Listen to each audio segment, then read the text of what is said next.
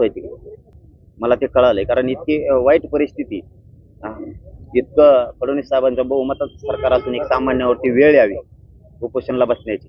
त्यामुळे मी चर्चा करण्यासाठी 100% 21 तारखेला त्यांच्याकडे जातोय. ही वेळ नाही यायला पाहिजे त्यांच्यावरती, पण आता अवघड आहे. काय बोलावं कळत नाही. सामान्याला न्याय मिळणार आहे का नाही? आज छत्रपतींनी स्वराज्य दिलंय, छत्रपतींची आज जयंती आहे, शिवरायांची. आनंदाचं सुखी समाधानाचं स्वराज्य दिलंय, अन्याय अत्याचार बंद करून. किमान मावळे तर नाहीत, पण मावळ्यांच्या विचारा इतकं तरी काम करायला पाहिजे सरकारनं, पण तेवढंही करत नाहीत. आणि मात्र तुम्ही छत्रपतींचा आशीर्वाद घेताय, 15 वर्ष झालं सत्ता भोगताय, आणि आज सामान्य शेतकऱ्यासाठी, गोरगरीब जनतेसाठी तुम्ही काम करत नाही. तुमच्याकडून अरबी समुद्रामधील छत्रपती शिवरायांचं आणखीन स्मारकच होत नाही. किंवा ऑफिसला सुद्धा किडे लागले, जुन भुंगे का काय लागले.